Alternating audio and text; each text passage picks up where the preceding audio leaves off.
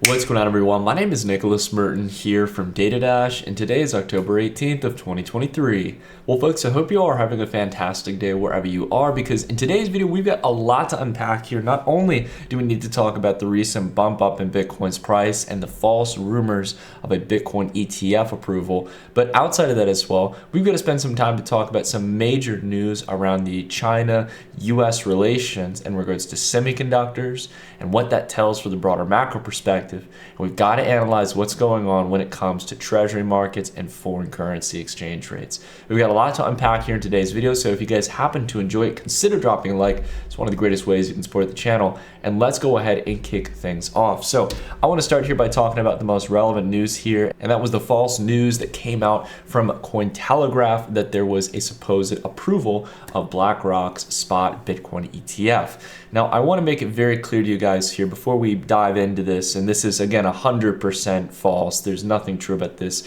It sounds as if Cointelegraph was hacked or exploited. I want to make it abundantly clear here, guys, that the SEC, if it hasn't shown it already, is going to drag out this ETF launch for as long as possible. And unfortunately, the market has still not really come to terms with that, it appears, as markets are not always rational. And as we can see by the sheer amount of speculation and immediate buy-side pressure that came in from this false rumor, a 7% move in Bitcoin's price up towards the big even level of $30,000. Within 10 minutes, a 7% move off of that ETF acceleration, all given up here over the next 15 to 20 minutes, as it was abundantly clear that everyone was just echoing the same false claim from what was likely an exploit on the Cointelegraph Twitter account. The tweet has now been removed, of course, but again, the damage has already been done here. People on both sides of the trade here who were leverage trading, who essentially either were short at this range or were leveraged long here at the top, and any degree of leverage above 10 to 15x on either side of the trade probably lost everything. And that's why we don't push leverage trading and derivatives here on this channel. It's why we abundantly speak out against over trading, and outside of that, to be wary of these short-term news cycles that don't actually materialize into anything. And unfortunately, this false pretension that there's a Bitcoin ETF not only obviously just makes this industry look like a joke, that we don't have quality control standards before people jump to rush and pay a 5-10% premium on Bitcoin, but outside of that as well, it also leaves us in a worse position when it comes to the chart. I know some people would like to disagree with me here that essentially Bitcoin itself is still looking relatively strong as it's holding up here and around the $28,000 range. Sure, we haven't seen some absolute collapse to the bottom, and we're not calling for that here in this channel, but we have abundantly been clear here that we believe it is not a new bull market. And this right here, the clear candle we had set back here on Monday after that news came out, fading down a lot of those gains and not being able to close above the range of 28,500, which was prior support back here during July and was also previous resistance back in March, showcases that every single step we made in progress towards potentially being in a bull market is being given up time and time and time again. And there's a fundamental reason for this, because at the end of the day here, the narratives themselves are falling. The Bitcoin bank run did not work out. A Bitcoin spot ETF, although I'm a big fan of there being one, I absolutely support it from a moral and ethical basis. At the same time, just because I might want it, we may all want it, doesn't mean that it's likely going to happen. That's not me being negative. It's just being realistic, guys. And the BRICS narrative and de-dollarization, as we're going to talk about later on, that is all fallen out the window. And that's why we weren't able to continue maintaining this ascending channel. Not to mention, if you want to maybe disagree with me on that point, that maybe some of those narratives do have some weight, Nick, and I think maybe you're just discrediting them, that's fine. We can agree to disagree on that. I'm totally up for that. I'm not here to be a monolith of opinion. What I am here to say, though, is that price is not lying to you. Right now, we are facing resistance at a lower level than before. And an important thing to note here is that if this is all the response we get to a supposed Bitcoin ETF approval, we kind of got to see it in action here in the short term. While, of course, it was a short window of time, if that's the only reaction we got here towards supposedly something that's going to bring in trillions upon trillions of dollars of liquidity into the space, I think this again exposes the other cold reality here, guys, which is that It's not likely we're going to get an ETF approval here in the near term, but even if we did in the next few months, I don't think, and this is the colder reality, that there is the type of demand people are expecting for a Bitcoin ETF right now. And I understand some people say falsely that BlackRock is accumulating MicroStrategy and all these companies. Guys, there's a big misconceived notion here that BlackRock goes out and speculates on financial assets. They don't do that. BlackRock itself is a money manager, similar to Vanguard, similar to State Street, essentially, all these major money managers. They go out there and they're essentially forced, as they have ETF products, not a Bitcoin ETF, but passive investing ETFs and various different types of ETFs focused on specific sectors, to go out and essentially allocate investors towards those shares. They're not going out there and scooping up all the Bitcoin miners. These lies have been peddled for so long, and unfortunately, they go unchecked because they fit a narrative that many of us would want. I would be real interested to see institutions getting all juiced up about crypto and solidifying its position on the world stage, but we're not there yet. It's an important thing to keep in mind here, guys, and it's why we constantly call out these fake narratives. It's why we didn't send out an alert immediately when there was a Bitcoin ETF, right? And it's not us being bearish, it's just the reality here, guys. The SEC is going to be a barrier to this for a long time. All right, but that's enough there with the ETF topic. We can see here that following this news we had the other day on Monday, the ETH BTC ratio has continued, as we've discussed, to decline lower here. As we take a look here over the last few days, we had another 2% decline, a 1.8% decline, and a neutral trend so far for today, getting steadfast towards the green line of ascending support we have talked about for nearly a year on this channel, and it's finally looking like we're going to be retesting that level. For those out there who have been kind of asking me if they should dollar cost average into Ethereum, that would be the range that I would generally look for here, as well as some of the other support lines that we've talked about here in this channel that are long-term levels. But don't be surprised if they get broken, right? And this is a big thing I want to echo here. It's not so much about timing the market here into cryptocurrency plays, right? We think here in this channel that it's important to have some timing element here, to not just hodl on DCA at any given price. You can do things in a smarter way. The bigger mistake here that I see people making is that they're going all in or 100% into one particular cryptocurrency, sometimes being more defensive plays like Ethereum, but sometimes betting on some random altcoin gems that we feel are likely to be the leaders in the next bull run. And while there's a chance that that could pay off, it is a very slim one. The odds are stacked against you. This is by far the biggest mistake I see people making when it comes to investing. And that's why I want to spend some time to talk about today's sponsor, JJO Finance. If you haven't heard about JJO is essentially helping people to focus in on one of the most successful strategies when it comes to investing, one that is far beyond more successful on average than trying to go out there and pick individual plays, and that is passive investing. Essentially, JJO allows you to build custom indexes or allow you to invest in various custom indices that they offer themselves within their platform, giving you broad exposure to either some of the largest cryptocurrencies or cryptos and specific niche focuses. This concept of passive investing is the same that billionaire Warren Buffett preaches and set a bet on back well over a decade ago that would essentially prove that it would outpace the performance of hedge funds, which were actively managing their funds, if you just simply invest in a passive ETF. This principle has been proven throughout history when it comes to equities, and it likely holds very true when it comes to crypto, because you avoid a lot of the mistakes you can make by betting on really speculative plays that really likely won't pay off. And on top of that, you avoid a lot of the hacks and the scams, and really get yourself exposed towards leaders in various sectors that continue to remain in the top when it comes to their market cap. Now, essentially, it's important to understand here that when we're talking about JJO building custom indices or offering you the ability to use one of their various indices, they're not custodying your funds. This isn't a platform in this case that is acting as an exchange or broker, but rather they allow you to plug in towards the various exchange APIs for the exchanges that you already use. So for example, in the JJO 35 index, in that index, you're getting exposure to the 35 largest cryptocurrencies. And one single exchange may not have that. So essentially, you're able to plug in towards all the exchanges, giving you broader exposure towards a larger range of altcoins. And on top of that, because of JJO, it's able to automatically rebalance and reposition, as some coins will rise into the top 35 as they continue to accelerate and outpace the market, and some will deaccelerate, getting knocked out of the index. and making sure that you're constantly exposed as time progresses towards the right plays in each given index. This is a really cool feature here, and I like that it's customizable here to where I can already use the exchanges that I already use here today.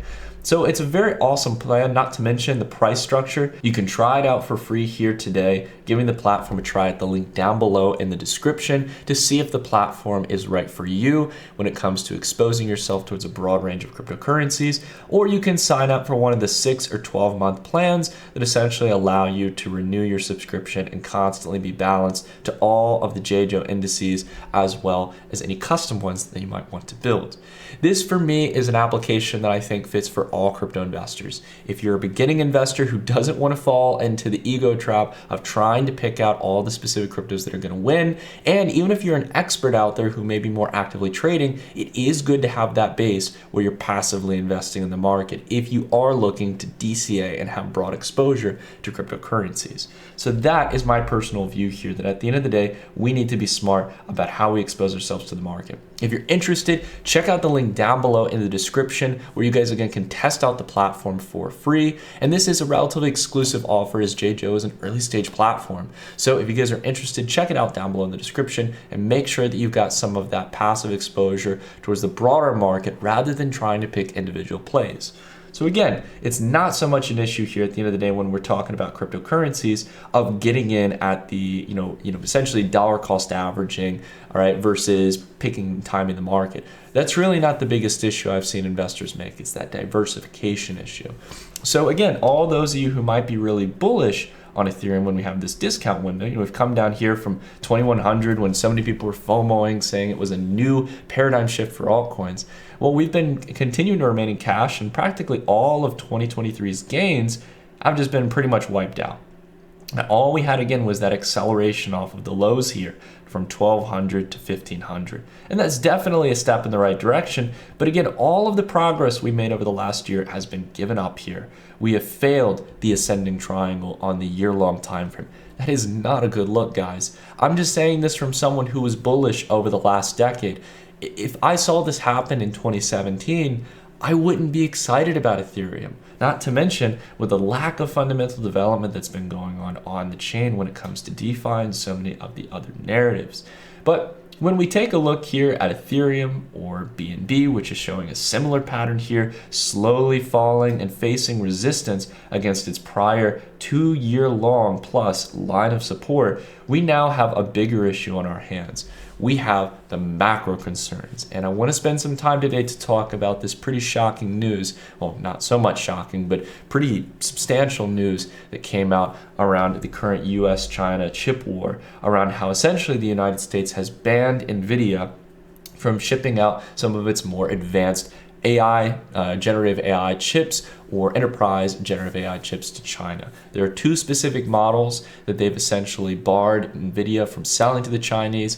But generally speaking, I don't want to focus so much on what this is going to mean for NVIDIA's earnings or whether or not this is a big hit towards the next quarterly report or its long-term ambitions. NVIDIA has a strong spot here in this market. And at the end of the day, I think there's importance to definitely asking this question, but I think we're missing the ball here if we focus on, what does this mean for NVIDIA as a stock? I care as a macro investor about what this signals for the broader trend across the board here. This is a visual sign, one of many that has been building up over the past few years that is showcasing a fractured supply chain. Nearly a decade to 2 decades worth of progress over the last 20 years is being fractured here. Some of it, I think, in some good ways. I think in many ways, China has engaged in rudimentary intellectual property theft. I think there's a lot of key issues with having our entire supply chain dependent on China. I get all those positive arguments as to why this shift needs to happen, but I gotta be real with you guys here. If we think that this isn't gonna cause some pain in the short term, that this isn't going to leave inflation elevated higher, or at a minimum, leave us in a position where there's gonna be some really big tailwinds in the macro scene, then people have got another thing coming. This is going to be a very difficult period of time here, guys. And when you have the Fed's tightening efforts going on now, when you have credit card debt at an accelerated high, new all-time highs, And on top of that, as well as we have a weaker consumer, costs are still remaining high as it's stagflation, the stage before our inevitable recession. And we also have a continued growing concern on the macro stage when it comes to global conflicts between Russia and Ukraine, and Israel against the Palestinians and the other neighboring Arab countries when things were getting much more peaceful back a couple years ago. And now we have a continued growing tension between two of the largest economies in the world that is not looking to get better anytime soon. Even if you discount an invasion on Taiwan or whatever major macro stories there might be on the military side, at the end of the day, this is going to be terrible for corporate earnings. It's going to be terrible for large companies like Apple, like Nvidia, and so many more that are multi-trillion-dollar companies, Tesla as well, because eventually, if we're going to see more protectionism like this, these U.S. companies, albeit that they may be U.S. companies, they also service Chinese markets. And not being able to service these markets potentially over the next 2 or 3 years, or being harbored in many ways where they're not going to be able to do so effectively, that is going to kill corporate earnings. And that is not what you need now in a world that is already facing demographic slowdowns as China's population is declining. And not to mention as well that, simply speaking, we're entering into a recession, right? So again, I know I'm basking in a couple different things here, but I'm trying to put this little puzzle piece here, this one story in NVIDIA, and the whole basket of everything going on right now. And if we aren't viewing it from that perspective, that we are on a long-term downward trajectory, a period of tightening, a period of isolation, a period where trade and overall economic surplus and growth is not in play, we are going to be unprepared for the future outcome of financial markets. And that's why we got to talk about it here. The rise back in volatility here over the past few months since the summer is a great visual sign of this. The previous range of resistance from back in August on volatility has clearly become the new range of support, and we are pressing multiple times against this long-term line of support. If we deviate back above this line here, as we've echoed here on the channel, if we get back up above here and have a weekly or monthly close above 21 or 22 on the VIX, you can kiss your bull market hopes goodbye. And I say that with a very high degree of certainty and a mark of respect to all of you out there who may feel that it's a bull market. You may stand your ground in that opinion. I completely respect that. We can agree to disagree. But the thing I got to tell you guys is, if this VIX figure comes back up here, I can't tell you exactly what it's going to be. I don't know if it's going to be REITs or the broader real estate market that is going to collapse, whether it be commercial real estate or residential. I don't know if it's going to be a growing global conflict or maybe a mixture of both or many other topics. That is going to be a technical sign that something's breaking, and that you are going to see volatility readings similar to March of 2020 or back here in 2008. That's my honest opinion here.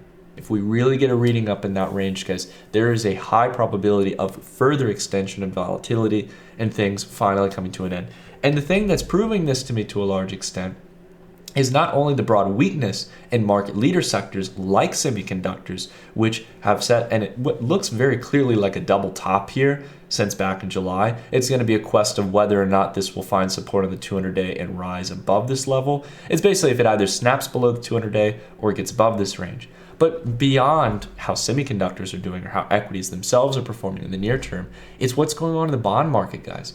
I think we are just at the beginning of a longer term expansion here. As we've talked about, we've been echoing this point. We bet the federal funds rate was going to go higher than most people. Many people thought it'd be 2 or 3%. We believed that 5% was the target, and it's even gone beyond that. And now we can see that if we take a look here at the 10-year yield, we've set a new high close here all the way back since July of 2007, the highest yield on U.S. 10-year treasuries since 2007. We can see that the U.S. 20-year yield has set its new relative close high today. Again, we don't have all the pricing or the yield history here on TradingView, but again, similar back to what we saw in the 10-year, back all the way since 2007. And with the 30-year yield, the risk-free rate of return here on the 30-year yield at its highest level since back in September of 2007. And looking like it wants to continue accelerating higher. A lot of people thought 5%, that was going to be the psychological level, and it did pull back. And when you know it, it rose back just as quick. Guys, I gotta tell you that this is concerning stuff, because if we take a look what this means here for the yield curve, right? If we take a look at the 10-year yield minus the US 2-year yield. It's continuing to uninvert here. We're seeing that reacceleration higher. And the higher this moves up here, as we've exacerbated ourselves so low here, towards minus 1% for the relative lows, the lowest level, at least in over 40 plus years, likely coming up on 50 years. This is going to be really big pain to come here for equities. It's the early stage warning sign of a recession each and every time. When rates start to normalize, when long-term treasuries start to pay higher yields versus short-term. That's what we're looking for here as our precursor to a recession in the next few months. And again, stories like this are just a domino. They are a piece in the broader puzzle of what's going on across the globe. And you got to be able to look past the headline and more specifically understand that it's a part of a broader trend. The dollar, which not only came up to our level here at 106, which we called for, but outside of that as well, is now starting to not just hit our target, which we thought might actually be a range where there's some resistance. And, after that, this could be a lower relative high versus the prior high in the dollar back from previously during, I think it was the summer or the fall of 2022. Yeah, back in September. But essentially, we're now starting to see that range may become new support and continue higher. And there's further confirmation of this if we take a look at the performance of the US dollar versus the Japanese yen. Now, it's important. I know, guys, some of this seems kind of boring, right? I get it. Macro can be boring to some people. And at the end of the day, you're like, Nick, what does this have to do with Bitcoin? I just want to DCA to Bitcoin. I just want to buy crypto, right? Well, it has everything to do with crypto because crypto is a global asset now. Essentially speaking, what's happening is there's a complete dichotomy or separation between how the United States is managing monetary policy and how Japan is, because of Japan's aging population and demographics and its central bank's decision to essentially take the effects of a weaker currency to keep stimulatory efforts of practically 0% interest rates and a continuation of QE and increasing of its balance sheet, or at least moderation of its balance sheet and not really engaging in quantitative tightening, which is the opposite of what the US is doing, which is reducing its balance sheet and increasing interest rates. Essentially, the dollar keeps garnering strength against the Japanese yen. And the only thing that has been able to keep the Japanese yen at relative strength is that essentially the Bank of Japan, the central bank of the Japanese economy, has a lot of US treasuries. And what they can do in order to provide some short-term relief is they sell those US treasuries and they essentially buy up the Japanese yen, right? So from that, they're going from the treasuries to the dollar to the Japanese yen, and that essentially can apply short-term downward pressure on the dollar's strength against the Japanese yen, which will likely, as it always does, reaccelerate higher. It only buys Japan a little bit of time. And there's an important point there because the Japanese holdings on treasuries is steadily declining with each and every one of these meddling activities that provide some short-term relief. And it's looking like the recent one where the Japanese tried this again, like they did back here in October 2022, had little to no effect. It got bought right back up here because the markets are realizing that Japan is in a catch-22. As with all other central banks in the world, it is either going to have to continue tightening and get mature and face a short-term recession and get on the page with everyone else, or unfortunately, the worst case scenario is that the Japanese yen is going to do what the Bank of Japan does not want to see. And if we take a look here at the long-term chart all the way since the 70s, we have cleared through a descending line of resistance since back in the 70s. A over 50-year trend line here was snapped back in April 2021. And it looks like this is ready to accelerate, not just from the highs where it is now, which has already, again, from the lows of October 2011, pretty much meant that the Japanese yen has lost half of its purchasing power against the dollar, right? The dollar has garnered lots of strength during that period of time. But on top of that, this could continue to move higher here over the coming years in this decade in the 2020s. And that is going to mean a lot of pain for the Japanese consumer. Their money is becoming worth less and less, not to mention the effects directly of inflation. So this is a big problem here, guys. And this is, again, a sign here that I think people, globally speaking, are going to be risk off here. Even if there's tightening in the short term, you get a short-term recession. If central banks, like the Bank of Japan, keep kicking the can down the road, the dollar's just going to get stronger. And it's going to get more difficult to pay down dollar-denominated debt. debt itself is going to get more expensive, and generally speaking, the economy itself is going to be much more likely to be susceptible to a long-term recession rather than some short-term recession, or more specifically, rather than a short-term recession, a long-term depression. And we do not want that here. I think the Fed and other central banks realize that they don't want that, and they're going to have to continue tightening here in the near term. If you disagree with my analysis that rates are going higher, don't take my opinion for it. Look at the treasury yields. Look at government bonds across the world. That will give you a much better clue. And if those yields start to go down, I'm going to start scratching my beard here and thinking, maybe I got it wrong. I'm totally open to that, guys. But we've got to be honest with what the market data is telling us here. And I only say it with such urgency because there are a lot of people who don't observe these things because it seems boring. It seems so separate from crypto. Well, we want to be one of those voices here on YouTube in the crypto space telling you guys that it is important. And you should keep it on your radar here, right? Everyone can make their own choices at the end of the day. I'm not trying to, again, like I said, be a monolith of opinion here. But this is important stuff, guys. You know, the US 30 or 20-year yields continue to expand here from, say, 4.9% to 5.2%. Each of these 0.10% or 100 basis, 10 or 100 basis point increases here on the yield. That means serious damage here for the investment thesis of investing in equities, investing in crypto, investing in real estate, investing broadly speaking in risk-on assets. If you can get a fixed rate of return for the next 20, 30 years, why not take it? Now, sure, there are some arguments to be made, of course. If, for example, the one thing about bonds, and this is why, again, I think we could see, essentially speaking, as people are dumping bonds, yields going even higher, right?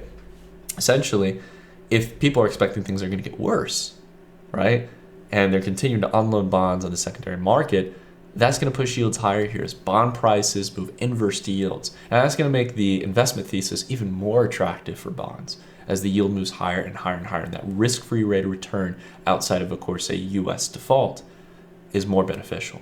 So this is, again, where I keep coming home to this, guys. And again, if you believe, you say, well, Nick, what about a U.S. default as a kind of a closing topic? I know it sounds very doomsday-ish, but could the United States have it?